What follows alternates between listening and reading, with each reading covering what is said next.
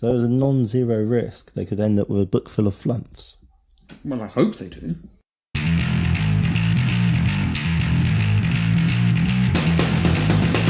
Hello, welcome to Morris's unofficial tabletop RPG talk. As always, I'm Russ, aka Morris, and with me here is...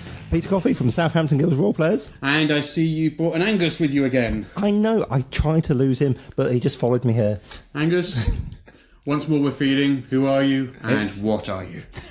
I'm still a 9th level human. Unfortunately, I haven't managed to increase my level since last week. Keep grinding. I'll keep trying. But I'm still the N-World columnist for a couple of columns on Russ's own little site, and helping out with a variety of jack-of-all-trade jobs in the industry. Yes. Peter? Yes? What caught your eyes this week?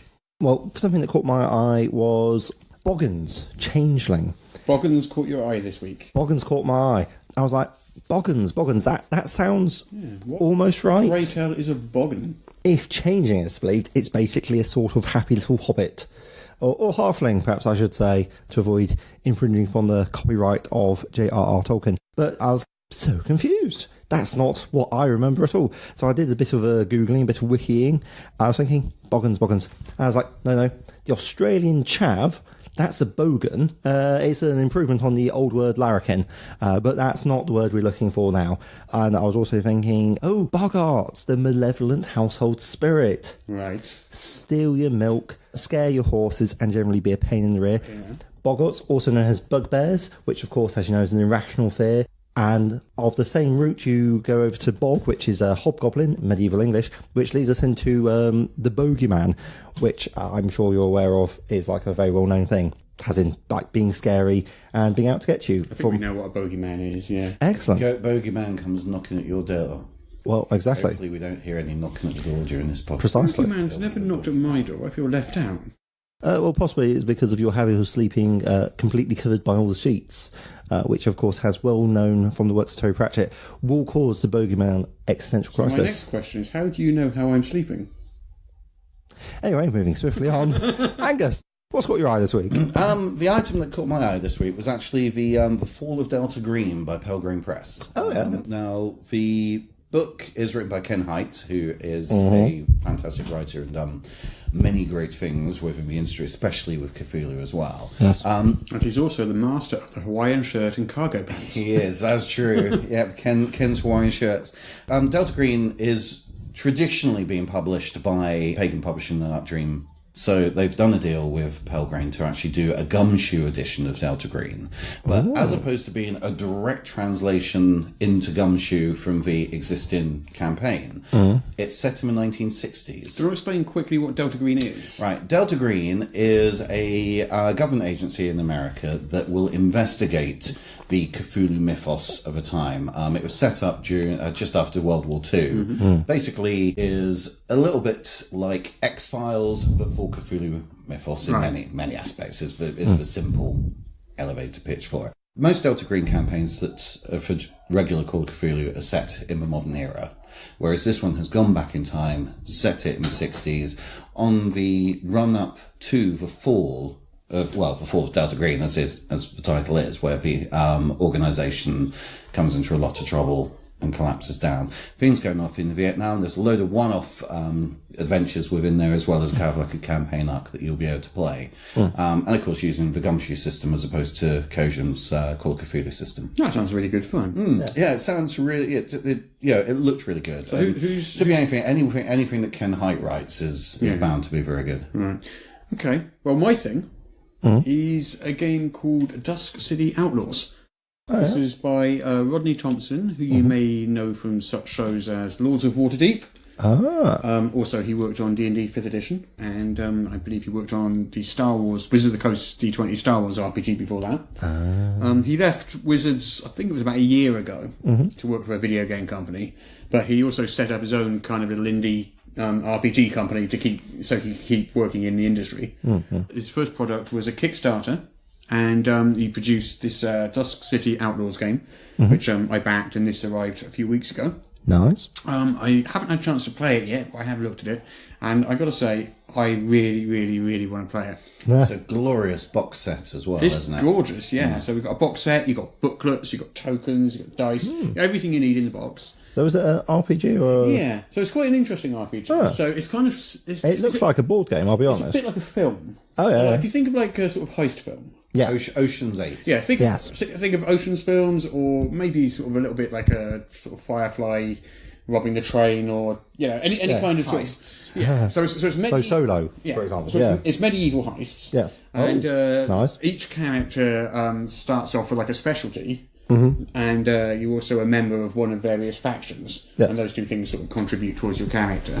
And then the game is divided into these kind of like periods. So you start off with a montage, in which each of your characters is kind of introduced. Like at a film, right at the start of the film, you'll sort of see Indiana Jones have a little mini adventure before the film starts, or Bond does before the music starts and stuff like that. So it's a bit like that. So each character has a little sort of narrated montage to introduce who they are, what their sort of specialty is, what their kind of hook is. Yes. Then they get given the sort of mission, the heist, by some kind of NPC. Yes. And then you go into these various planning stages. Like the first planning stage, each character is going to take like a lead in a sort of setup stage. So it might be that they need to gather some information, or they need to make sure that one of the guards is blackmailed or bribed, or it could be anything. So each character has their own little role to play before the heist in setting up the heist. Yes. Then you have a planning stage, which is actually timed, like 15 minutes or so, where the players have to sit around and actually plan the heist. And then you actually sort of do the heist itself. Oh. All throughout all of this, there's this score called heat, which you're accumulating for your actions, and that's basically how much the watch is looking at you, how sort of public your actions are and stuff like that. And the GM can use those heat points to sort of throw complications your way. No, it sounds very interesting. Yeah, it looks fun. It looks great for sort of like a sort of one shot. Medieval Impossible. Yeah, basically. It looks great fun. I definitely want to try it sometime soon. Definitely, yes. So yeah, that's what I saw this. Well, maybe after the podcast we can have a go. Yeah, why not? Hey! Okay, also in the news, I just wanted to touch on the Origins Award winners. We brought those up last week. What we mentioned last week were the two Academy Award RPG categories. So basically the Academy sort of voted on those two. But what we didn't mention was the Fan Favourite Award. So as you recall, the role-playing game of the year was Adventures in Middle-earth Player's Handbook from Hugo 7. That was the best RPG system. Yeah. So have you got any guesses as to what the Fan Favourite Award was?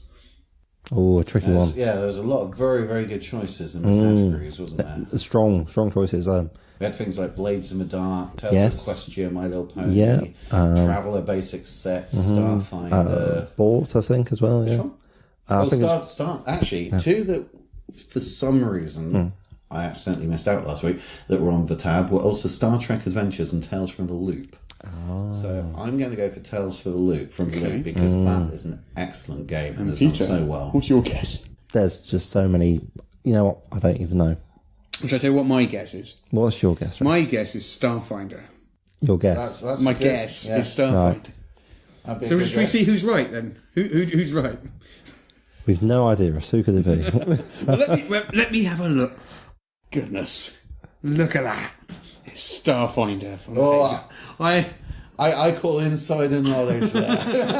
what were the chances? Well done. The fact that I'm sitting here with an iPad on my lap looking at it right now. That might have been a giveaway. Yeah. Absolutely. Congratulations to Bezos. Starfinder won the Fan Favourite Award at Origins. Bravo. Yes.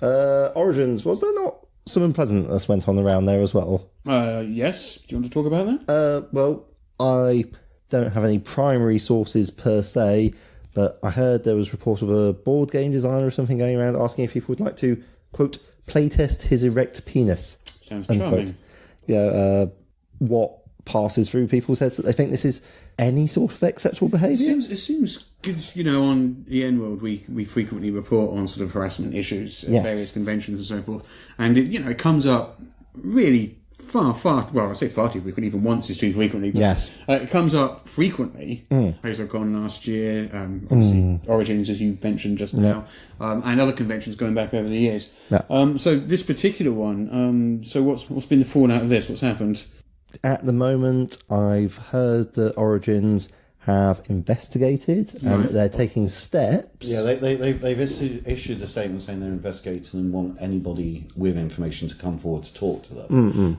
Because one of the things is that although they've heard the allegations, nobody's actually approached them apparently, as of the time that they sent out this press release. Right. So they want to have more information. They want people to come and talk to them so they can find out, they can investigate it fully. I mean, as an organiser, I'd hope to not have to deal with this. Not because I don't think this thing ever would happen, but just because I would hope that people would come to a convention and act like humans, act like people, not go around just being incredibly gross and horrible to like everyone else. And I would also hope that if someone did start it, they'd get all of wants off, and then people just turn around and say, no, stop that, that's unacceptable behaviour. And well, it's certainly a case for having strong and robust anti-harassment policies posted clearly, publicly, and not only posted, they have to be acted on as well. There's no point just, you can't have a paper tiger. And it has to be seen to be acted on so that people feel safe when they visit these places, because they know that they're safe there. And it takes a lot of guts for somebody to put their head above the water and go, actually, and say, I this was has harassed. happened. Yeah. Because look at the amount of abuse so many people have received when they have come out with claims. They get jumped on by... Absolutely. And it's like, well, that's shouldn't just be on the organisers. There are presumably other people like us, guys, in the place. If you do hear something, then just say, hey, cut that right out. And it's just not just on women to do stuff. It's also interesting. There are some publishers now, like Pelgrane Press, I think, is like taking the lead on this, is they won't go to a convention or be part of a convention that doesn't have a strong public anti-harassment policy. So they don't go to UK Games Expo now, isn't it? Because Games Expo don't actually have apparently a policy in place. So and there's a few conventions they don't go to around the world, and they'll actually try and go out their way to support conventions that do have a good policy. I think they've got an example of a anti-harassment policy on their website saying, if you want one, here's one you can use. Yep. If you need a hand writing it or whatever, here's a sort of boilerplate example. And you can find other similar things around the web.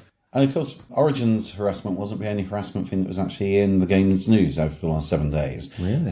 Because there's a popular blogger called Katie who used to work for Azesian Games and do a lot of demonstrations for them around UK conventions, as well as for other board game companies and, over in America. And she published a blog recently, over the last week, detailing her experiences of harassment at places like Drag Me and also Origins again in past years.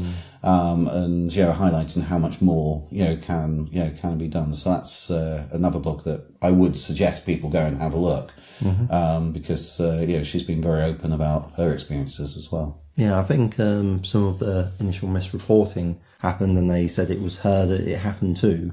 And obviously, they didn't actually bother checking with her, or she said, "No, I just talk about this sort of thing." This had happened to her in past years, not the Origins thing this year. The truth about sexual harassment in board gaming, Katie's Game Corner, which I had a look at. Yeah, there's a lot of stuff on there, definitely worth a read. Okay, so last week's competition, where you had to name the owner of the Polar Emporium. Oh, yes. We got quite a lot of correct entries on Twitter. The correct answer is, of course, Brandistock. Brandistock. Brandistock, which is a paintball weapon. Yes. Choosing a random winner. The winner is MN Blockhead. MN Blockhead, and if you want to message me on Twitter with your address, I'll get that book straight out to you. And what address should he use to... Well, he knows because he's already tweeted me, but it's at Morris. Morris, you say? How do you spell that? MORRUS. MORRUS? MORRUS. All together now. MORRUS. Isn't that the name of the Patreon as well? It is. Oh, fantastic. If you head on over to patreon.com/Morris, you'll find that you can support our little podcast. Hey. We really would appreciate your support because, this podcast does cost us money and we really, really would appreciate your support. And in exchange, you will get access to our outtakes and deleted scenes. The most embarrassing. I mean, last week's was a good half hour of extra content where we not only had outtakes, we also discussed Curse of Strahd at length and various other things. So it's not just bloopers, it's extra content too. You can hear me doing a silly puppet voice. And you can also hear 2 alternate takes of the Polearm sketch. Yes. Please head on to patreon.com/Morris and just drop us a little bit of spare change. We'd really appreciate it. So we're having another competition this week. Again, it will be based on the hilarious sketch we'll be performing later in the show. You'll find the competition question and the prize at the end of the show. Oh, fantastic.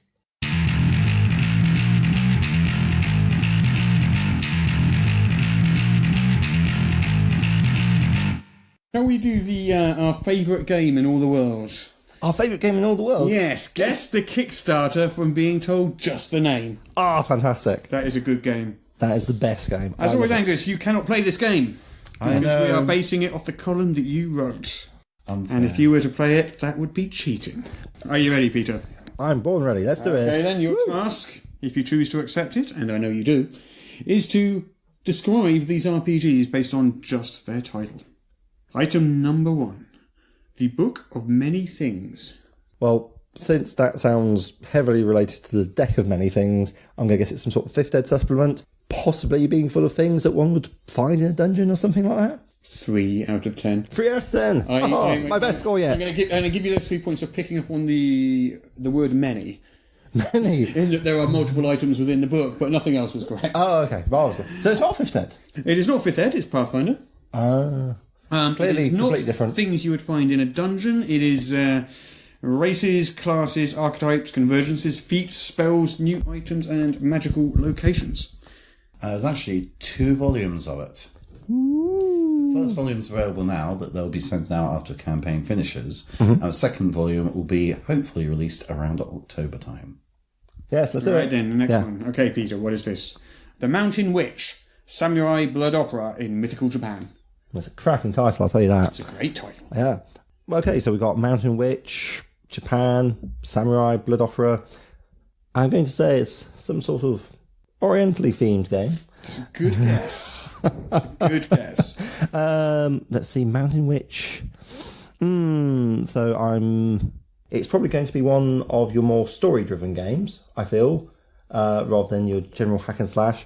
I've got the feeling that we're looking at like a small group of people in a sort of a Legend of the Five Rings veins, but less concerned with your social standing in the world, than more really diving deep into sort of the myth and mythos, the exciting legends surrounding feudal Japan, and the Mountain Witch getting the titular figure will be some sort of major antagonist.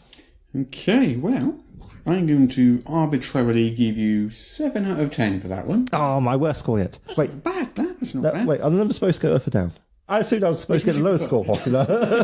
Yes. Alright, so it's a self-contained role-playing adventure, and you take on the role of Ronin in mythical medieval Japan.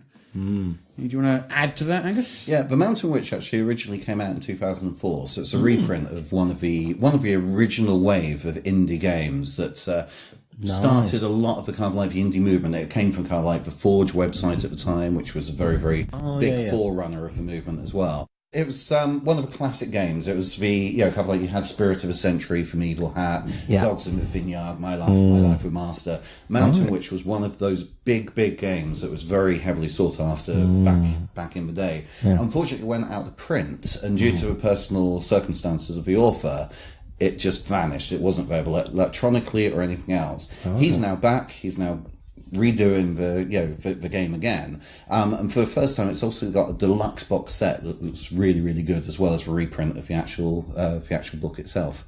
So it's one that I think has a lot of people excited. Sounds good. Rightly so. I'm excited. I've only just heard of it. Good times. You look excited. The next Kickstarter. This is a little easier, I think. Advanced Labyrinth Lord. Well, I was listening to a podcast describing The labyrinth being descended from the word labrys, meaning axe. So that's all set in Knossos, ancient Crete, Minotaurs. I'm hoping there's a Minotaur in it, or at the very least some sort of medieval maze which one goes through to enhance one's understanding of the soul as a meditation technique. That also being a labyrinth. I wonder if it's possible to give you actually negative points for something. Am I really that far off? Okay, fine. Labyrinth came out in 2007. Yeah. It's a popular OSR game. Oh yes, that's nice. So this is a combined volume containing the original Labyrinth Lord, and also it's got a supplement called Advanced Edition Companion, which is advanced sort of first edition options to the game. Yeah. Okay. Dark Naga, Carcosa for 5th edition. Well, you know, I think you can guess the game system. But what is Dark Naga Carcosa? Well, Carcosa, first thing it says to me is it says like Lovecraft and like Lost Carcosa being a city in the mythos. But if memory serves, Carcosa is also Lamentations of the Flame Princess, one of their settings. So I'm going to take a punt here and say rather than being a Cthulhu mythos adaptation, it is in fact Lamentations of the Flame Princess transporting it over to 5th Ed, which could work. No. No? Just wrong. No. Marvellous. Do you want to share this one, Angus? Carcosa's the fifth part and the final part of an adventure series by Dark Naga Publishing, the Haunting of Hasta series. This one's for 12th level characters and will basically wrap up for the whole campaign that they've been running. Secret Agents of Cross. How do you spell cross? CROSS. Damn. Okay. What were you hoping it was? I was hoping to get a clue. Secret Agents of Cross. So Cross is presumably some sort of agency. Secret Agents, we've got sort of a spy sort of thing going on. I'm going to say it's not 5th Ed. Oh. I will give you a clue. The word cross, Yes. not only is it an acronym, it's also relevant to the subject matter. The thing you have to remember, of course, is the backronym is a thing where one says, I want to use this cool word, and then you come up with stuff backwards. Like I suspect that might have happened here. It could well have done, being a fictional organisation. We'll also give a shout out to Agents of S.H.I.E.L.D. Woohoo! Anyway, come on. Moving swiftly on. Damn, my attempts to stall have failed once more. Yes, So you've guessed clandestine spy agency so far. I've guessed Christian as well. So you're guessing a Christian clandestine spy agency. I'm going to throw a cult in there, has something like, I don't know, maybe Rome or secret society. But yeah, I don't really have anything to put it all together. That's pretty good, to be honest. That's a really good guess. Christian Rome occult secret society. Unless your guess. Oh, right. That's not what the actual answer is. I was going to be very impressed. I was like, that's a terrible acronym. You've got the theme right. So it's Catholic Response Organisation to Strategize and Strike. But you're right. It's a Catholic clandestine spy agency. I see. Yes. Well, that's certainly a book one could write. Yes. It's for Savage Worlds. It's created by a rogue cardinal, the agency that is, not the game. Yeah. It's created by a rogue cardinal. And he takes the Pope's prayers and converts them into actions. I'm sorry, I'm just like envisaging someone escaping from the Vatican, making their way to Triple X Games and saying, hey, I have a plan for a game here. Yeah. So basically, they use cutting-edge technology and saintly magic honed over 2,000 years of history. The Bespoke Bestiary. Bespoke Bestiary would be... Bestiary is traditionally like a list of monsters that you can murder, hobo around and stab. That is what a bestiary is, yeah. I'm not sure how I would make it bespoke. Maybe it's like a list of customisable monsters. Although they're all pretty customisable. So what it might be is a list of monsters and a way to actually turn them into... Or like a list of ways to create monsters and ways to balance them for some game system. I'm feeling safe. Let's say 5th Ed. Yeah, so it's a 5th edition monster manual. Hey! It's a bunch of new takes on classic monsters, yep, along with some brand new critters that the Kickstarter backers come up with, which I guess is where the bespoke comes from. So each monster has like a 2 to 4 page spread, It's all full colour and stuff, and it kind of contains all the information you need in order to run that monster effectively. Ooh, nice. They've got a section here which says what makes it bespoke. So basically the Kickstarter backers' sort of ideas and votes and pledges and things define the book. The goal of the bestiary, they say, is to create a tome full of your favourite monsters, pulled directly from your imagination and the imaginations of the backers who pledged with you. So there's a non-zero risk they could end up with a book full of flumps. Well, I hope they do. Okay then, next one. Velvet Generation. Okay, another one of my favourite kinds. Velvet Revolution would make reference to Cold War shenanigans. I think Bulgaria, if memory serves. Probably not. It's been a while. Who else wore velvet? People from the 60s and 70s. Yeah, that's close, right? Okay. See, all he needed was some encouragement. So think. This very much about sort of like David Bowie and Starman and stuff to me. Actually, it's so basically radio transmissions from Earth go through like a wormhole in space, and this alien world hears rock music. The aliens sort of grow to love this rock music and what the planet that is sending them these amazing messages. And when the music cuts off, as mysteriously as it began, they begin a pilgrimage to discover the source of the music. Well, yes, when you say it that way, it all sounds so reasonable. That sounds fantastic. I love it. Yes, it's a brilliant plan with no drawbacks. After a century, yes, the aliens have arrived, but Earth is not what they expected. Humanity's taken a dark turn, silencing music, the arts and literature, and any kind of expression that they believe could inspire dangerous thoughts. The Ministry of Music looms large over the entire world, stomping out rebellious culture with steel-sheathed jackboots. Yeah, so what we have is a bunch of star children descending, joining the Earthlings, and catalysing a rock and roll revolution to break the Ministry's chains on the souls of humanity. Now, this book is actually a new edition of a book that came out a role-playing game that came out in 2002 that was called Star Children: The Velvet Generation. Right. I think me and Angus like the idea of this more than you do. The last Kickstarter in our favourite game in all the world, Starship Infernum. Ooh. Is that the whole thing? Yes. Well, I'm going to guess it's on a starship. Well, there's a description after it in the title, but I don't. If I give you that, you've got the answer. Okay. So, science fiction? Yeah. Again, we're going with the pseudo-Latin roots. We've got Infernum, which would be like what? An inferno? I don't know. A single hot flame? So, I don't know, maybe it's a science fiction role-playing game about, like, travelling the universe, and the way you get between your different solar systems, you basically have to plunge your spaceship into the heart of a star to get some really epic travel sequences and just to laugh in the face of physics and give it a kick in the nuts. Well, that game does sound fun. That game does sound fun. We should totally play that game. However, what's this game about? This game is a game of sci-fi survival horror. The resolution mechanic of this game is a hand of blackjack. A hand of blackjack? As in 21? So it uses cards rather than dice. Okay. Adventures usually take 2 to 4 hours. The game apparently requires no prep because, like, the ship layout and obstacles are generated from a deck of cards, and crises are determined at the start of play. Okay. So quite story-driven. Survival horror? Yeah, it looks a little board gamey.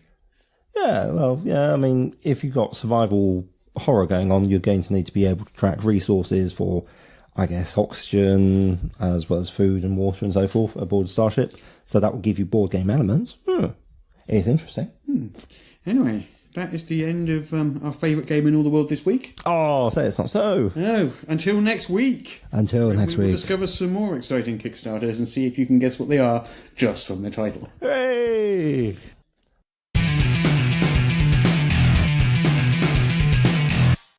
Old man sitting in the corner, why do you look so mysterious? Greetings, Sir Knight. I've been waiting for you. You have? Sitting in the shadows by the fireplace? Yes, I have an important quest for you. A quest, you say? Well, I am a fan of quests. Tell me more, old man. This quest is very important. Good, good. My favourite kind of quest. Pray thee, old man, impart thy quest. Very well. Yes? I need you to. Yes? Venture down into the cellar. Yes? And slay 20 rats and bring me their pelts. No offence, old man, but that doesn't sound very important. I am a noble knight. Why need I slay mere vermin? Oh, it's the only way I'll know that you're ready for the next quest, Sir Knight. That makes no sense. Oh, you must prove your worth. Then you may undertake a greater quest. Next quest. Well, that one must be important. Tell me about this second quest. You will have to travel to the nearby Moaning Woods. Yes. Enter the forest in the dark of night. Yes. While the moon is full and the darkest face spirits abound. Yes. And slay 40 badgers and bring me their pelts. I see. Look, old man, I mean, no disrespect, but these quests do sound rather trivial. You promised me an important quest. Indeed. But before I can impart to you the greatest quest, you must prove your worth. Only then can I entrust you with this quest so noble that only the greatest of knights may undertake it. The greatest of quests, you say? Very well, old man. Tell me of your final quest. It doesn't involve slaying dozens of vermin and bringing you their pelts, does it? No. Good, because I would be very cross if it did. It does not. You promise? I swear upon my life, Sir Knight. Then, old man, although I know not who you are, I shall gladly accept your quest. What, pray tell, must I do? You must enter the deep swamp of the Undying Slime. Yes. And locate the forbidden tree of the dead. Yes. Which can be found beyond the forgotten marsh of necrocrotic lilies. Yes. And collect 60 swamp mushrooms and bring them to me. Old man, I once slew the three-eyed blatterbeast of the caves of Lesser Doom. I defeated the cantankerous troll of the unreachable reaches. I bested the myopic sphinx in a battle of wits, and rescued the sullen prince from the lair of the miniature fire giants. I defended the Tinfoil Keep from the forces of the White Necromancer, and turned the tide in the battle of Seven Wastrels. I am the bearer of Excalibur, the 19th sharpest sword in the 12 kingdoms. I am an accomplished and heroic knight. These trivial tasks are beneath me, sir. Had you engaged in worse cliches than these? Do you not recall your search for the Golden MacGuffin? Fair enough, I suppose.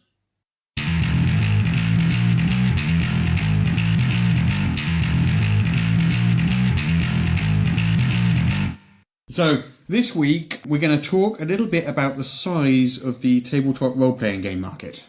I don't necessarily think that size should matter that much, but let's carry on.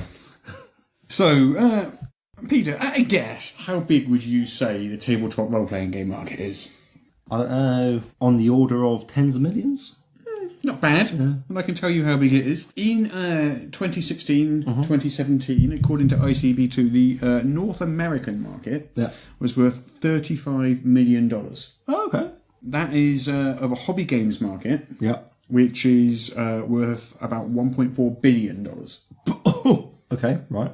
What's a hobby game? So the hobby games market is sort of everything. It's collectible games, miniatures, board games, card and dice games, and role-playing games. Okay, yeah. So of that $1.4 billion, the tabletop RPG market is a small sliver of the entire hobby games market. Yeah. The collectible games market is much bigger. It's like 52% of that. Yeah.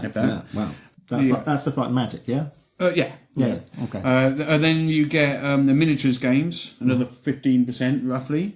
Your Warhammer 40k is what I used to play. Warhammer is probably the biggest. Yeah? Okay. Biggest one out of that sector, to be honest. Board games are good 21%. Card and dice games are 8.8%. And then down this tiny sliver of the hobby games market, RPGs, 2.9%. Oof. $35 million. Wow. To put that in perspective, Games Workshop's last filed accounts had them having a turnover of something around about £125-130 million. So, which would be about $180 million. So that's just Games Workshop by themselves. So Games Workshop by themselves are bigger than the RPG North American market, RPG. several times over. Okay. So the hobby game market as a whole, compare this to a movie, for example. So 35 million is the size of the RPG market. Right. 1.4 billion is the size of the total hobby games market. That's roughly the size of the largest sort of major blockbusters. So one big Avengers film is about the same as the entire hobby games market. So it's like 100 times bigger. So the global film industry in 2015 was 38.5 billion. RPGs, remember, 35 million. That's a lot of money slashing around. It gets even worse. Well, I say worse, but the video game industry dwarfs even the film industry. 91 billion is the size of the video game industry in 2016. 91 billion. 91 billion. With a B. With a B. Wow. So the of the video game industry, so basically something like Grand Theft Auto 5 is many, many, many, many times the size. That one video game is many times the size of the entire hobby game market. Yes. It's astonishingly large. Like the video game market is so much bigger than anything else, even the film industry market, that the hobby game market is a tiny sliver of the video game market. And then the RPG market is a tiny sliver of the hobby game market. Just to give you a sort of sense of scale. Well, don't forget that video games is also going to include like all the so-called casual games, like Candy Crush and all that sort of thing. I'm going to assume that includes mobile gaming and the whole range of. I'm not sure why they're called casual games. Because I've never met anyone who played it casually. They've all been really intense about it. Yeah, but wow. Yeah, a number of video games these days have got blockbuster Hollywood budgets as well. Because I can't remember which one it was, but there was one that actually had over 100 million. Yeah, like the GTA games. Which, when you consider there is an order of magnitude bigger than the film industry, it's actually surprising that not more video games have got those sort of large budgets. Well, that all sounds quite bad. It kind of makes you think, oh no, our hobby is a tiny, tiny thing. But there is good news. Our hobby is growing. It's been growing year on year. So from 2013 until sort of 2016, 2017, the market has grown from 700 million to 1.4 billion. That's quite a substantial increase. RPGs have more than doubled in size in that time. Okay, so they've kept up with the rest of the market. So back in sort of 2013, the RPG industry was about 15 million in size. It's now 35 million. Board games have tripled in size. Oof. So there's definitely a sort of big tabletop boom going on. One of the things I'd say about the role play, though, is that during that time, obviously there was one big factor that was released in the last 5 years that was recording that was probably largely solely responsible for a massive jump, and that was the 5th edition of D&D. For the RPG sector. For the RPG sector, And also the sort of mainstream adoption of that by streamers, outlets like Critical Role, Hollywood celebrities sort of, I say coming out, you know what I mean? Being more public about their love of the game and stuff like that. And that's Will Wheaton, Vin Diesel, that's all helped. Stranger Things definitely has had an effect. I mean, honestly, I've got people writing into me at the Southampton Guild saying, I've got a 5th edition player's handbook. Can I come along and learn how to play? And it's just like the idea of actually having an RPG book without knowing how to play RPGs already just seems completely opposite how I got into it. So would you like to drill down a bit into that RPG segment? So now we know how big the segment itself is. We can sort of look how that's divided up amongst all the different games. It's 35 million in North America. Yes. So it's I guess quite hard to get figures for the rest of the world. It's very, very hard to get a global view on how much the actual industry is worth, because obviously it's broken down to loads of different distributors, and retailers and publishers and everything else. A lot of the financial information is kept very, very close to obviously companies' chest. A lot of it isn't going to want to kind of be shared around. They're not going to want to share around their sales figures and stuff. One good indication is probably Asmodee, who obviously have been hoovering up dozens of big publishers and everything else. Fantasy Flight's owned by Asmodee, Days of Wonder. They were Visdium or something? No, Asmodee was a French company. It started off in the late 80s, early 90s, but it's only been really within the last probably 15 years that they've started really hoovering up other companies, and that was partially because they got taken over by a venture capitalist firm, Right. and they've invested a lot of money, so they have ended up buying. There's a number of distributors like D&D Games in the UK that they took over and now own. There's a load of board game publishers: Z-Man Games, Fantasy Flight Games, Days of Wonder, Played Hat Games. The list goes on and on and on. Of probably the 90% of the big board game sellers, publishers, are actually owned by Asmodee. Catan is now owned by Asmodee for the English language version. They own so much of the kind of like the top sellers. Now they themselves have actually gone up for sale as such, and I think they're looking to sell Asmodee for $1.4 billion. Right. Which, and that's one company within the industry. Now, obviously, it's a very, very large company and owns a lot of titles, but but that'll have a major effect if it does sell, because obviously there's no one within the industry that could be able to afford to buy them. So they're really looking for either other venture capitalist firms that are looking to cash in on the board game boom, or a major other entertainment player that Hasbro could potentially afford it. But there's not very many companies that can afford it that work traditionally in the industry. And also the ones that can afford it, you've got to wonder, will they actually be interested in 99% of anything that Asmodee are actually selling? Anyway, so we were going to drill down into these figures a little. Yeah. So I've got the latest report from the Orr Group in front of me here.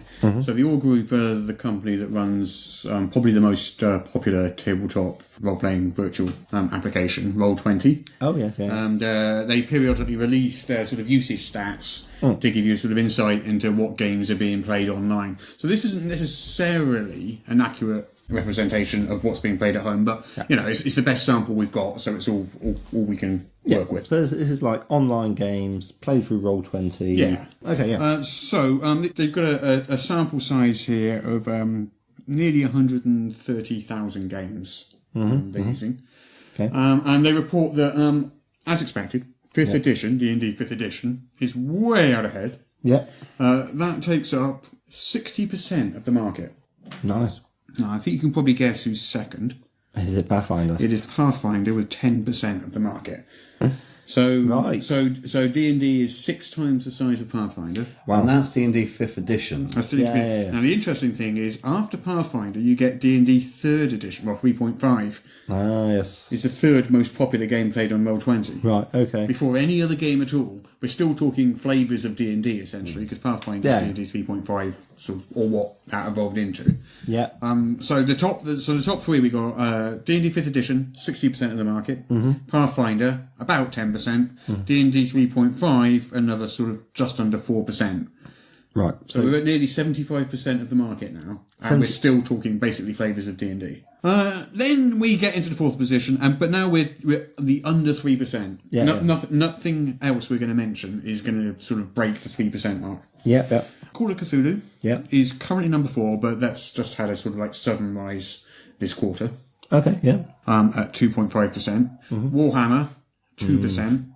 Star Wars, 1.6%. Right. Lord of Darkness, 1.5%. Shadowrun, 1.2%. Starfinder, 1.1%. That's actually had quite a rise since the previous segment. Yeah. And then we're down to sub 1%. So we've got Fate, Dungeon World, Apocalypse World, Savage Worlds. All of these are sort of like, 0.8, 0.7, that sort of thing. 13th Age, Stars Without Number, GURPS. Right. And then the numbers just get smaller and smaller as you go down. Okay, yeah. So that's a sort of broad overview of how that RPG segment is kind of divided up. And that also tallies fairly closely to the top 5 that ICV2 reports each quarter as well in their sales. So I've put up the most recent chart from ICV2. We had D&D in first place. Then we had Starfinder, which had briefly overtaken Pathfinder, which had been dropped to 3rd place. Yeah. Partly because Starfinder's released that quarter, partly because Pathfinder has announced a new edition coming up, I expect. PF2. I'm fairly sure they'll reverse places again very soon. And then we get Star Wars.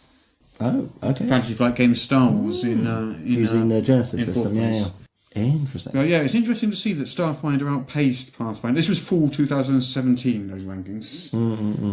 What is quite interesting is if you have a look at these D&D figures, Wizards of the Coast have sort of announced a few sort of player figures. They spoke to the Seattle Times sort of 2 or 3 months ago. Yeah. And they told them that North Americans, they have 15 million D&D players. 15 million. Now, if you compare that to the population of the US, I realise North America isn't just the US, but just the US, that's what, 325 million? I guess somewhere around there. I mean, if we were just talking the US, that would be 1 in 20 Americans. Obviously, we're talking Canada and Mexico as well. So it's not quite that, but still, it's quite a high percentage. What is also interesting news? Apparently, 40% of D&D players are women. Yeah, that's not a surprise to me. That's certainly a big increase on like traditionally what it used to be, where women were very, very, very much a small percentage of the player base. Yeah. So that definitely shows there's been a seismic shift in the sort of demographics that play D&D. Or the demographics that admit they play D&D. Oh, or that, yeah. Yeah, no, like I say, surprised if I think it's not nearer 50%, to be fair. But yeah. Well, D&D sales themselves in 2016, they grew 44% in just that 1 year. That's nearly a 50% rise in just 1 year, and it's still going up. They said last year, 2017, was the best year that D&D had ever had. And I assume that includes sort of the big 80s boom of the 80s. Yeah. Oh, yeah, we couldn't move for, like, D&D themed and obviously stuff. D&D cartoon, the D&D action figures. Yeah. Lunchboxes, frisbees. There's also some interesting information about how these new players are acquired. Yes, yeah. So, according to Wizards of the Coast, more than 50% of new players since 2014 watch games online.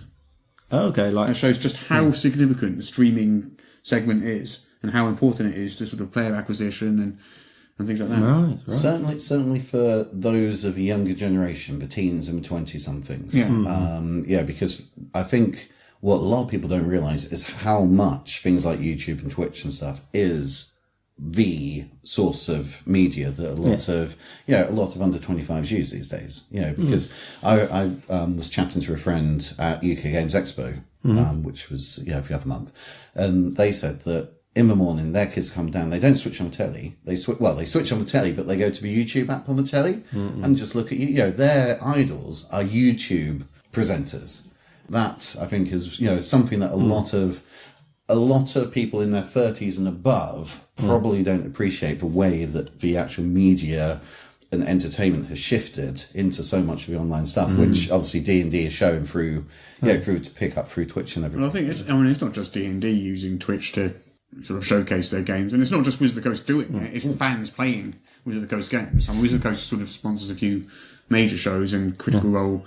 Interesting, Critical Role's just left Geek and Sundry, by the way. Did you know that? Oh, that is breaking news. They've decided to spin off on their own. They've got their own sort of, I think, Twitch channel and YouTube channel and all that sort of stuff. Nice. I'm not sure how that's going to affect things going forward, or what Geek and Sundry are going to do to replace them. I think they're going to continue to host them for a while. Yeah. Anyway. Okay. And the other, because Critical Role owned all their IP, everything that they were doing wasn't actually owned by Geek and Sundry. It was still owned by the team. Right. So, that was, that's made that move possible. So it's whether or not Geek and Sundry look at replacing something. But also the guy who was running the Star Trek one from Modiphius. There was Star Trek Adventures. Over on Geek and Sundry again, yeah. Now, he is also finishing up the Star Trek Adventures and starting up a brand new thing that I think that he may have created himself. So, and that was another one that was proven very, very popular. And there's been some debate about whether or not a lot of the people that were watching it will stick with his new one, because, of course, a lot of people watching it were probably Trekkies that might not really be interested in a different fantasy one. But there's, like Russ was saying, there's a ton of companies doing it. The guy at Son of Oak who do City of Mist, which is a superhero powered by apocalypse game, have got a big one that they've been pushing. Of course, Ian Publishing have teamed up with Warp that do the What's Old is New series. And there's it is becoming... I think it's becoming fairly common. It's commonplace now. If you find an RPG company, there's a very, very good chance they've got a official live stream of some kind, or they support one, or similar, or they sponsor one, or something like that. Yeah, no, absolutely. Yeah, it's One of the common requests I often get is, can I come along and watch RPGs being played? Yeah. I mean, I would suspect that that's not as much fun. I've never been able to actually watch. I like people who do live streams, generally the better live streams at least. They're very good at doing that. Yeah. And they know how to make that an entertaining of course, yeah. thing. Whereas, if the three of us were to just sit down and play an RPG, I doubt anyone would want to watch that. I've had people come along and watch games that we've been in, but we've tried to encourage them to actually join in. Yes. Even if they don't want to say too much, at least then they're there and can actually participate. Yeah. I think the idea of games as a media spectacle is something that a lot of, again, the older gamers have struggled with imagining. When I was gaming in the 80s and 90s, the idea that people would actually want to go to a theatre and buy tickets to watch a group of people role-playing on the stage, was ludicrous. So, we got a tiny, tiny sliver of this sort of worldwide entertainment market, and 60 to 70% of that tiny sliver is taken up by one game. Yes. Pretty much. And the next 10 to 15% is taken up on variations of that same game. Yes. And then everyone else plays for the last few percent. Yeah. I'd say, apart from obviously the big stuff like Twitch and everything else that's been increasing the industry, I think one of the other things that's helped so many companies be able to do as well as they has been things like the crowdfunding sites like Kickstarter, because obviously something like 7th Sea that John Wick brought out a few years ago, they would never have had that sort of money if they'd just gone through the traditional, we publish the book, we take it to retail thing. The Kickstarter really exploded. And you see time and time again, even a number of smaller, more avant-garde games might suddenly do like $30,000, $40,000, $50,000, $60,000. 10 years beforehand, if they'd taken that through distribution, they'd have been lucky to sell a few hundred copies and maybe make about $5,000, $6,000 out of it. And that would have been unlikely to cover most books' overheads and costs in the first place. So Kickstarter certainly allowed, the expansion of wealth in the industry, but also being able to get a lot more units sold and in players' hands because of the whole publicity and social networking that the kind of like crowdfunding. Yeah, there's been a number of sort of developments, each of which have created what I think is like a great leap forward in the fortunes of smaller publishers, like desktop publishing, for example. Yeah, Drive-Through RPG. Yeah, Drive-Through RPG. Would be another big one. Something like the OGL, crowdfunding and Kickstarter. All these are big sort of milestones, all of which have contributed to a big step up each time. Yeah. So I wonder what the next one will be. Oh, that'll be exciting. If only we knew. If only we knew, we could do it right now. Yeah. Maybe I do know. Get some of that sweet RPG money. I have an envelope here with the mystery in.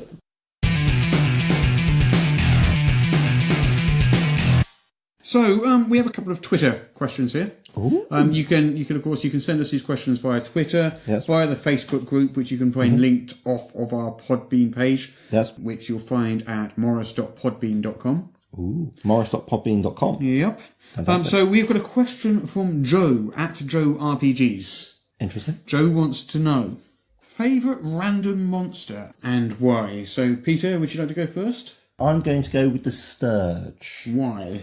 It's an absolutely fantastic low-level monster, which, it's basically, for those who haven't yet come across the Sturgy goodness, is a flying, blood-sucking mosquito, which is about the size of a small house cat. In addition to, of course, most people being familiar and us having a conceptual hook to hang off the idea of a giant mosquito, you've got it like landing, and it's got all sorts of like potential things that it can do to people, generally involving lowering their hit points by like latching on and sucking their blood, as opposed to having to hit AC or just like having an extra special attack. Generally big flying mosquitoes, size of house cats, coming, flying through the air, landing, inserting their proboscis into your soft flesh. I have never in my life heard anyone talk so much about a Sturge. And now you have. You're welcome. And breathe. Angus, what about you?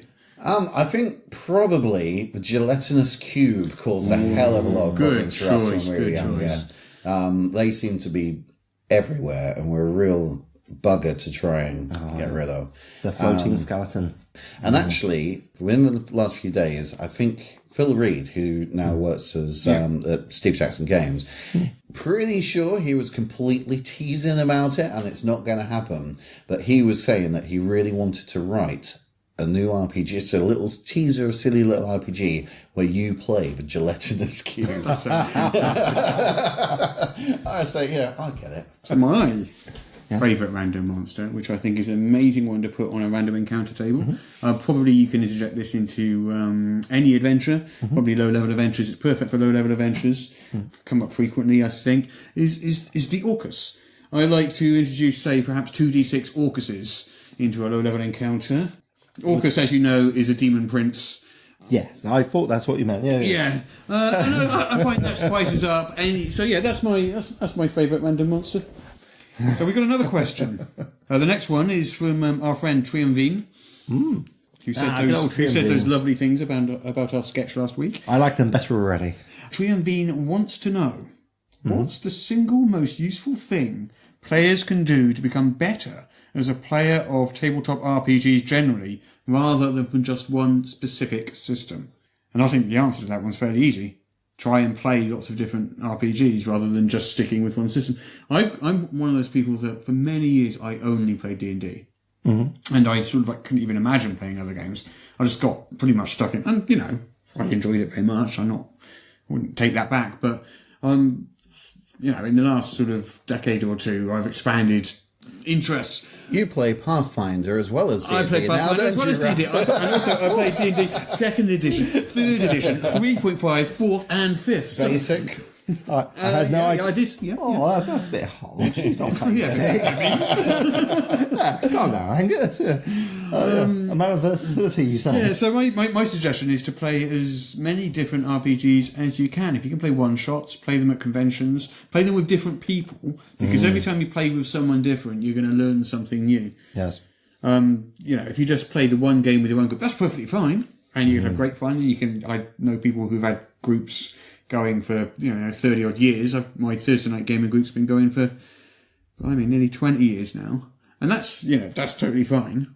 But or get down to a club like the one Peter runs, Southampton Guild's role players. Yeah, yes. And you can play all sorts of different games with all sorts of different people, and that is by far the best way to.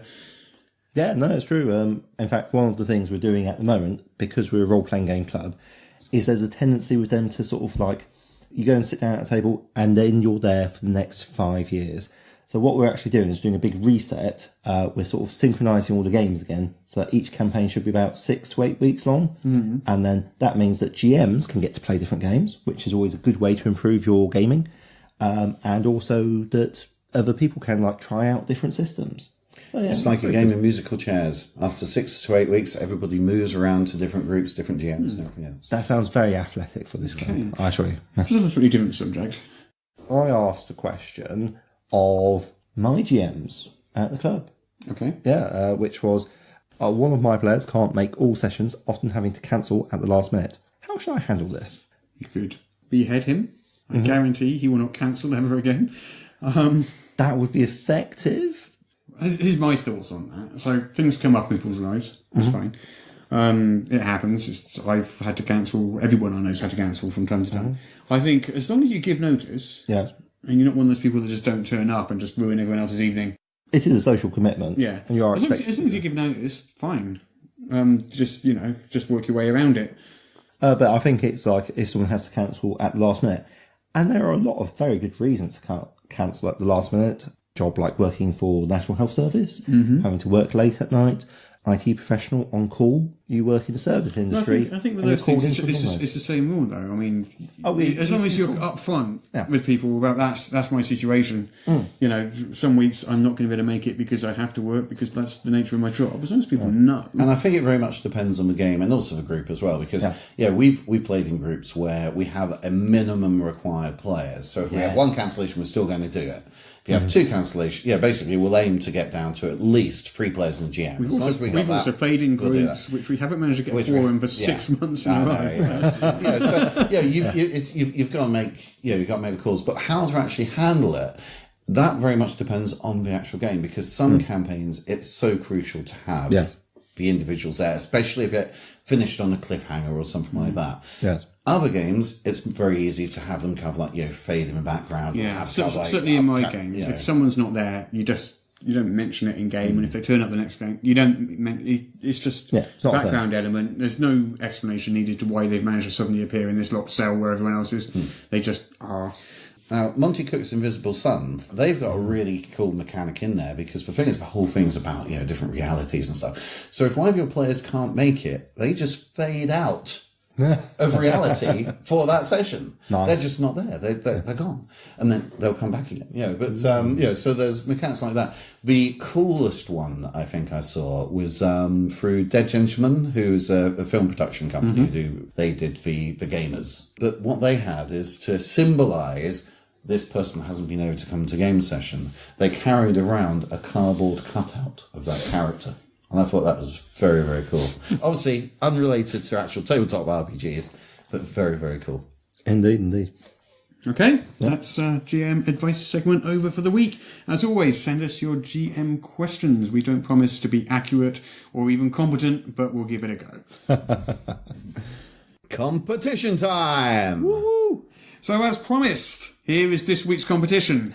If you listened to our sketch earlier in the show, which we'll all agree was hilarious and perfectly acted. Yes, Raz.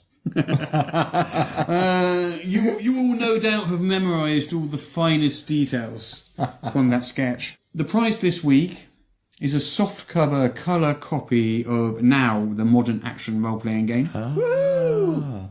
We'll send that straight to you next week if you are the winner of this competition.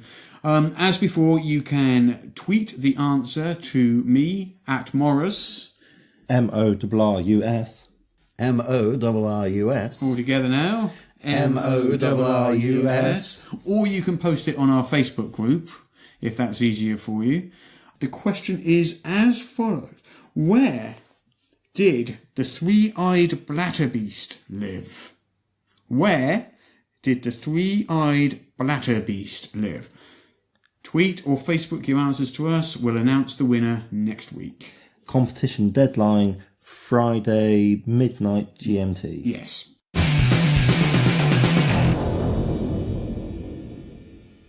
So on July the 4th, next week, which is next Wednesday, the Ennies, the EN World Gen Con RPG Awards, the nominees for 2018 are being announced. Oh, exciting stuff. Yes.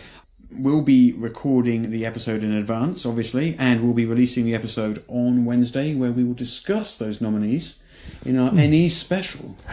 In the Ennies special where we discuss the nominations and also the winners? We're not going to discuss the winners because we don't know the winners yet. The winner, nobody's voted yet. The Ennies go to a public vote. So nominations are July the 4th. The nominations get revealed on July 4th, and then at some point it will be opened up for 2 to 3 weeks worth of public voting. Yes. And then the winners get announced at Gen Con. Yeah, I think the voting closes about a week before Gen Con, doesn't it? Or so. Yeah, it's quite close. Right. And then there's a big ceremony on Friday night at Gen Con in Indianapolis with a star-studded cast of presenters who will then kind of like reveal the winners. Who can we've got like A-list movie actors and, well, maybe not. Yeah, the ceremonies are really great fun nights as well, to be honest. It's a good mingling night as well, isn't it? And there's a bar, which helps. Yeah, there's secret auctions of a lot of products that have been nominated and stuff. Oh, and nice. Also, even on the run-up to that, which I presume is going to be happening again, you can bid on eBay to go to Ennies. The Dream Gates program. So essentially, you can make a bid to attend the Ennies with, depending on which publishers have generously volunteer to do this. You could go to the Ennies with Monty Cook, or you could go to the Ennies with sort of like the Pale Brain Press Crew, or things like that. Yeah. The publishers are usually very, very generous with their time for that sort of thing. They're great. And also, a lot of the time, the publishers will throw other things in. For instance, kind of like you might have a number of signed books by that publisher or something like that. So, it's very, it can raise a fair amount of money for I'm looking forward to charities. that. So next week, our Ennies special will discuss the 2018 Ennies nominations. Well, that's the end of our podcast for this week. Thank you very much for listening. And that's goodbye from me, Morris. Goodbye from me, Peter. And goodbye from me, Alice. See you next week. Bye. Bye-bye.